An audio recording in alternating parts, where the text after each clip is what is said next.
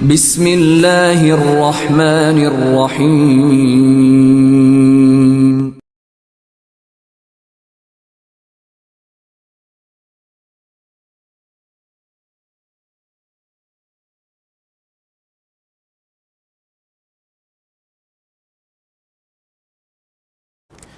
Bagaimana kita bisa bertahan sedangkan hijrah adalah ujian? Hijrah adalah pengorbanan, hijrah pengusiran, hijrah rasa sakit, hijrah kita harus pertaruhkan semuanya. Hadirin yang dirahmati oleh Allah Subhanahu wa taala, gimana kita bisa bertahan ketika melihat realita hijrah seperti itu? Yang pertama hadirin yang dirahmati oleh Allah Subhanahu wa taala, ikhlas dan jujur kepada Allah Subhanahu wa taala.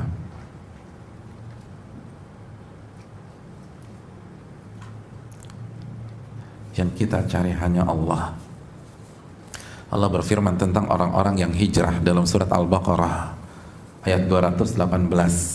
Innal ladzina amanu wal ladzina hajaru wajahadu fi sabilillah ulaika yarjuna rahmatallah wallahu ghafurur rahim. Sesungguhnya orang-orang yang beriman dan orang-orang yang berhijrah dan orang-orang yang berjihad di jalan Allah Subhanahu wa taala, apa yang ada dalam hati mereka? Ulaika yarjuna rahmatallah. Mereka adalah orang-orang yang hanya mengharapkan rahmat Allah. Mereka tidak mengharapkan pujian. Mereka nggak peduli tentang eksistensi di masyarakat, di sosmed, di lingkungan kerja, di lingkungan kampus. Ingat, bukan tidak eksis, tapi mereka, bukan itu tujuan mereka. Bukan terkenal, tapi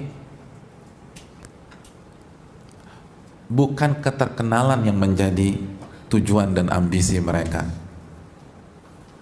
Kalau terkenal, seluruh ulama juga terkenal. Imam Syafi'i terkenal, Imam Ahmad terkenal, Imam Malik terkenal, Imam Abu Hanifah terkenal, Sa'id bin Musayyib terkenal, sahabat terkenal, Abu Bakar terkenal. Padahal Abu Bakar berhijrah kepada Nabi SAW, tapi Abu Bakar nggak peduli jadi orang terkenal atau enggak. Di dalam hati Abu Bakar nggak ada ambisi untuk terkenal. Di dalam hati Umar nggak ada keinginan untuk eksis. Di dalam hati Khalid bin Walid nggak ada ambisi jadi panglima. Makanya hadirin, antum harus baca sirahnya Khalid bin Walid hadirin. Itu dalam loh. Itu orang yang hijrah, itu orang yang ikhlas. Bayangkan, beliau adalah panglimanya Nabi SAW, Saifullahil Maslul. Itu andalannya Nabi. Lalu ketika Nabi SAW meninggal, Abu Bakar menggantikan Nabi. Itu andalannya Abu Bakar. Tiba-tiba di pemerintahan Umar dicopot sama Umar, diganti Abu Ubaidah bin Al-Jarrah. Baper? Enggak. Down? Enggak. Futur? Enggak. Left group? Enggak. Enggak left group. Enggak. Tenang-tenang aja deh. Karena bukan itu yang diincar. Dia nggak peduli mau jadi panglima kek, mau jadi pasukan, mau jadi martil, mau suruh jaga gawang, suruh jaga tenda, nggak peduli. Yang penting saya berjuang di jalan Allah Subhanahu wa taala. Makanya kan apa kata Nabi SAW tentang orang-orang yang ikhlas? Kata Nabi tentang orang yang ikhlas, in kana fi siqaya kana fi siqaya, wa in kana fil hirasa kana fil hirasa, tuba lahu tuba lahu. Maka kata Nabi SAW, orang yang ikhlas itu kalau ditempatkan untuk nimba-nimba dan nuang-nuang air, semangat tuh nimba-nimba sama nuang air, semangat nih. Tiba-tiba dipindahkan untuk jaga perbatasan atau jaga pasukan atau jaga malam ngeronda, semangat tuh dia nggak peduli. Mau taruh garda depan, belakang, tengah, samping, mau dicadangkan nggak peduli. Kenapa? Karena yang penting rahmat Allah. Ini Allah merahmati saya nggak kalau saya nerimo disuruh tuang-tuang air? Iya, ya udah saya tuang-tuang air aja. Kamu jadi tukang parkir. Kira-kira kalau saya jadi tukang parkir, Allah sayang dan merahmati saya nggak? Oh iya, wah yaudah saya jadi tukang parkir nih. Ustadz, ini saya mau hijrah nih, tapi gaji saya 70 juta. Tapi jelas ini haram, ngedolimin orang. Kalau saya keluar, tiba-tiba di bawah UMR, kira-kira Allah sayang sama saya nggak? Insya Allah sayang. Yaudah, itu aja deh, itu Allah sayang. Gitu aja. Itu orang yang hijrah. Bukan bisa eksis nggak ya? Berarti udah nggak bisa ke Orchard lagi dong. Nggak bisa jalan-jalan ke Kuala Lumpur. Ya aduh, itu mau hijrah, nggak bisa. Itu traveling bukan hijrah. Hijrah itu udah nggak mikir. Sahabat hijrah dari Mekah Madinah nggak mikir, udah dikorbanin semuanya. Abdurrahman bin Auf mulai dari nol udah nol. Kayak pom bensin Pertamina mulai dari nol ya Pak, nol, nggak ada apa-apa. Dullani ala suq, tolong kasih saya jalan menuju pasar, saya mau berjuang lagi dari nol. Itu mereka nggak mikir gimana ya petanya di sana, mappingnya, kira-kira marketnya di sana gimana, dia nggak mikir. Nah Allah suruh hijrah, itu kan. Jadi jujur nggak kita kalau hijrah? Yang kita incer tuh rahmat Allah, bukan gimana-gimana. Jadi masalah banyak, bukan itu. Makanya kan Allah katakan, kalau kami perintahkan mereka untuk menumpahkan darah mereka atau mencabut nyawa mereka dan keluar dari rumah mereka, nggak ada yang berani melakukan itu kecuali segelintir dari mereka. Kenapa? Karena orientasinya rahmat Allah. Pertanyaannya, ini Allah sayang nggak sama saya kalau saya begini? Iya, ya udah eksekusi aja. Ya abadi fa'al ma tu'mar, wahai ayahku, lakukan apa yang Allah perintahkan. Yang penting Allah sayang. Ini hijrahnya begini. Bukan langsung ngincer akhwat yang kira-kira hijabnya syar'i, terus cantik, hafal 3 juz, bisa bahasa Arab, ngerti sorof, tahu maf'ul fa'il, maf'ul mutlak. Enggak, itu mah bukan hijrah. Dia nggak peduli apa yang Allah persiapkan, karena dia yakin Allah nggak mungkin mengingkari janjinya. Yang penting saya, bukan apa yang akan saya dapatkan di sana. Oleh karena itu ini yang perlu kita terapkan, hadirin.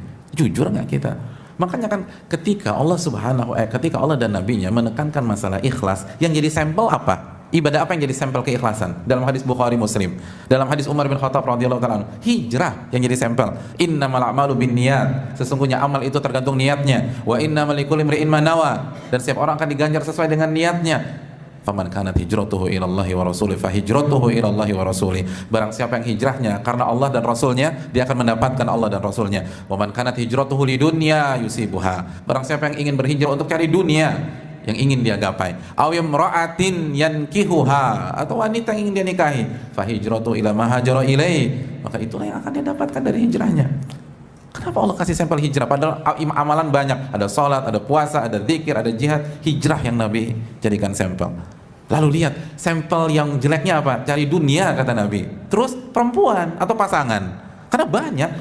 Wa may yantiqu 'anil hawa in huwa illa wahyun yuha. Nabi nggak bicara dengan hawa nafsu, namun wahyu yang Allah berikan kepada beliau. Surat An-Najm ayat 3 dan 4. Sampel yang Nabi sampaikan bukan yang ada di kepala beliau secara spontanitas, enggak. Kalau Ustadz mungkin iya, kita nyari apa ya contohnya ya buat jamaah ya, secara spontan, oh ini kayaknya bagus. Nabi itu wahyu, wahyu. Dan Allah katakan, barang siapa yang hijrahnya untuk dunia itu cuman kesannya aja, semua tentang dunia, atau perempuan, atau ikhwan kalau akhwat, dia cari pasangan, itu yang diincar ke kajian demi kajian demi kajian. Itu yang perlu kita camkan. Orang-orang yang berhijrah yang dia incar rahmat Allah. Makanya ini poinnya. Ketika orang yang berhijrah mencari rahmat Allah, seberat apapun ujiannya, mau diusir, mau dikeluarkan, mau dibully, mau disingkirin dari keluarga besar, dia nggak peduli, dia nggak galau, dia tidak stres, dia nggak depresi. Kenapa? Karena sekali lagi, teori galau, depresi adalah berbanding terbalik dengan ekspektasi. Kenapa kita galau? Kenapa kita depresi? Karena ekspektasi kita, harapan kita, keinginan kita tidak terpenuhi. Disitulah saatnya seseorang galau. Betul nggak nih hadirin? Betul. Antum tidak suka sama Fatimah, nggak suka emang. Cantik sih, tapi saya nggak suka. Dan nggak ada ekspektasi menikahi Fatimah. Tiba-tiba dapat undangan pernikahan yang berbahagia, Ahmad dan Fatimah. Wanita yang bernama Fatimah yang antum tidak suka itu menikah. Kira-kira antum galau nggak? Depresi? Enggak, saya nggak ngincer dia, ngapain galau? Mas antum tiba-tiba nangis? Kan lucu. Tapi kalau antum punya ekspektasi, punya harapan untuk menikahi Aisyah, bagi antum dia wanita yang sempurna buat mendampingi hidup antum, dan rencananya besok antum mau mengkhitbah dia, malam ini dapat undangan Muhammad dan Aisyah, nangis nggak tuh kira-kira? Nangis tuh orang tuh, down, jatuh, stres, depresi. Kenapa? Karena ekspektasinya nggak dapat, karena harapannya nggak dapat, harapannya mentok, gagal, hancur, stres orang. Jadi orang stres, orang galau bukan karena beratnya masalah, tetapi ekspektasinya nggak dapat. Nah sekarang pertanyaannya, mungkinkah orang galau dan stres kalau ekspektasi, harapan dan niatnya rahmat Allah? Nggak mungkin, nggak mungkin galau. Kenapa? Karena di kondisi apapun itu bisa dia lakukan. Dia kaya, bersyukur, dapat rahmat Allah. Dia miskin, sabar, dapat rahmat Allah. Dapat tuh. Terus buat apa lagi jalan? Buat apa lagi stres? Buat apa lagi depresi? Oh dapat. Beda kalau kita cari dunia. Ah itu yang berat. Itu beda kalau kita harapkan pujian orang. Ah itu yang bikin hancur. Karena nggak mungkin semua manusia muji kita. Ridhon nas ghayatul la tudrak, kata Imam Syafi'i.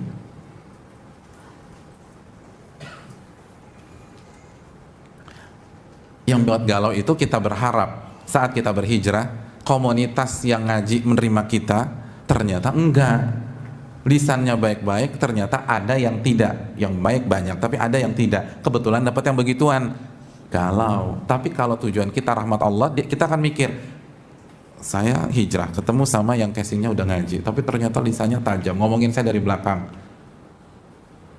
Apa yang membuat Allah merahmati saya? Oh, Allah merahmati saya jika saya sabar, jika saya nggak mikirin, jika saya kasih uzur, apalagi kalau saya memaafkan. Ya udah deh, yang penting dapat rahmat Allah, lempeng tuh, hidup enak, nyaman. Yang kedua hadirin, gimana biar kita bisa bertahan? Hadirin yang dirahmati oleh Allah, sebelumnya saya mau tanya, antum kan berhijrah nih, rencananya antum berhijrah sampai tahun berapa? 2018 atau 2019? Saya rencananya 2020 Pak Ustadz, persis setelah Pilpres. Hubungannya apa? Hubungannya apa? Ini nggak jelas nih. Yang 2018 angkat tangan, angkat tangan. 2018 nggak ada. 2019 nggak ada juga. 2020 nggak ada. Berarti banyak yang akhir 2017. Hadirin, kita ingin hijrah sampai kita menghembuskan nafas kita yang terakhir. Bukan hanya 1 tahun, bukan hanya 2 tahun, bukan hanya 3 tahun, bukan hanya 4 tahun. Kalau kita hidup 30 tahun yang akan datang, kita ingin hijrah selama 30 tahun. Kalau kita hidup 40 tahun yang akan datang, kita ingin hijrah sampai 40 tahun ke depan. Oleh karena itu, jadilah seorang pelari maraton, bukan menjadi sprinter. Itu kira-kira ungkapan sederhana aktualnya. Kalau antum searching di buku fikih nggak ada jadilah pelari maraton ini. Aktual aja nggak ada. Ya, jadilah pelari maraton dalam hijrah, bukan jadi sprinter. Kecuali kalau antum ingin selesai dalam jangka pendek.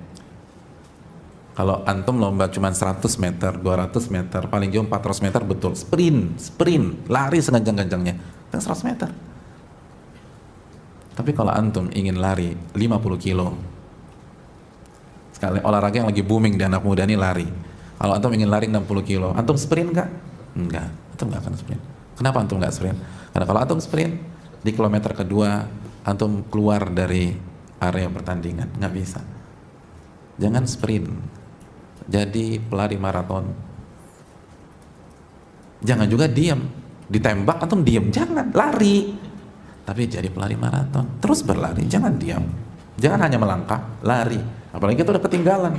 Yang teman keponakan kita udah sampai Ali Imran baca Al-Qur'annya, udah sampai Al-A'raf baca Al-Qur'an, kita misal alif fatha ab, ba doma bu abu, jadi susah gimana? Lalu kita masih lari tapi jadi pelari maraton. Jangan terlalu cepat, tapi jangan diam juga, apalagi mundur, apalagi muter balik, nggak ada orang lomba lari ada muter balik tuh, nggak ada, terus lari ke depan. Ini dalam, hadirin. Dan yang jadi masalah, banyak yang hijrah di awal-awal jadi sprinter semua dikejar sama dia, semua dibaca, lalu langsung dipraktekkan di dalam keluarganya. Bukannya praktekkan, didakwahi semuanya, dikumpulin tuh seluruh kelompok besar. Seperti Nabi mengumpulkan orang-orang Quraisy. Ya benar, Nabi mengumpulkan orang Quraisy itu setelah berapa tahun beliau eksis dengan mereka. Gak bisa. Semua kajian dikejar, semua dikejar. Gak ada ulama begitu. Ulama belajar satu-satu. Dan wajar secara psikis seseorang yang sedang menikmati hal yang baru itu cenderung berlebihan. Kayak anak kecil dapat mainan baru dimainin terus tuh. Tapi kalau orang tuanya tidak punya manajemen waktu dan frekuensi, saat si anak mainkan mainannya, kira-kira bosannya kapan? Cepet. Beda dengan yang dibatasi, kamu hanya boleh main di weekend ya 3 jam, itu lama tuh. Jadilah pelari maraton, lari tapi bertahap, lari tapi bertahap. Itu metode Allah dan Rasulnya. Kenapa Abu Bakar bisa eksis, Umar bisa eksis, Ali bisa eksis, Utsman bisa eksis? Karena mereka pelan-pelan, hadirin. Allah berfirman dalam surat Al-Isra ayat 106, wa Qur'anan faraqnahu litaqra'ahu 'alan nasi 'ala mukth wa nazzalnahu tanzila. Al-Quran kami potong-potong saat kami turunkan, potong-potong, nggak komplit Al-Fatihah sampai An-Nas langsung disuguhkan, kami potong-potong. Biar apa? Litaqra'ahu 'alan nasi 'ala mukth, agar Anda wahai Muhammad menyampaikan kepada manusia sesaat demi sesaat, potongan demi potongan, pelan-pelan, pelan-pelan. Mukth, jeda dulu, lanjut lagi, jeda dulu, gak sprint, enggak. Wa nazzalnahu tanzila, dan kami turunkan itu secara berangsur-angsur. Hadirin yang dirahmati oleh Allah Subhanahu wa taala. Lalu yang terakhir, ilmu yang kita lakukan bertahap itu harus kita amalkan.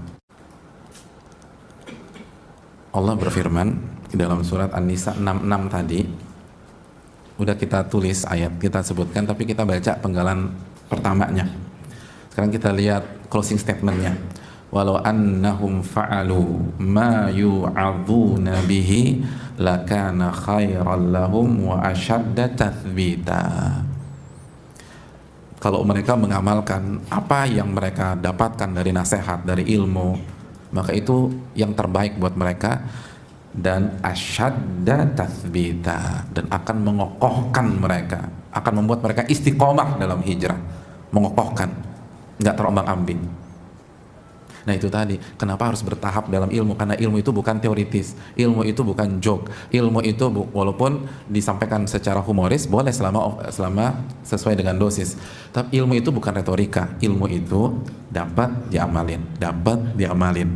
Kalau antum overdosis, berarti antum harus mengamalin juga secara overdosis, dan nggak sanggup. Pelan-pelan. Nggak akan bisa pecah konsentrasi kita, harus diamalin. satu-satu, satu-satu, dan bertahap. Karena antum harus amalkan. Baru antum akan istiqomah dalam hijrah. Antum bertahan. Kalau antum nggak amalkan, nggak akan bisa. Antum kayak belajar berenang, nggak pernah diamalin, nggak pernah masuk kolam, ya udah, tenggelam terus, gaya batu terus kalau ada apa-apa, nggak bisa. Nah, untuk bisa gaya itu kan bertahap. Harus latihan kaki dulu, pakai pelampung, kaki dulu yang gerak, tangan pegangan sama itu, kan gitu. Antum pernah ikut latihan renang nggak? Pernah kan? Siapa yang ikut latihan renang pertama kali gaya kupu-kupu? Yang pantatnya nungging, nggak bisa, ya Allah, nggak bisa. Itu bertahap. Dan guru pelatih renang yang baik ketika punya anak baru 3 kali latihan, request gaya kupu-kupu, dia nggak akan ajarin, nggak akan ajarin. Pelatih saya ajarin gaya kupu-kupu, aku suka banget tuh sama kupu-kupu. Enggak, saya tambah deh biayanya 3 kali lipat. Enggak bisa. Kupu-kupu nanti ada waktunya. Tuh bab 20 tuh nanti aja. Karena kalau diajarin nggak bisa diamalin. Coba diajarin nih gaya kupu-kupu.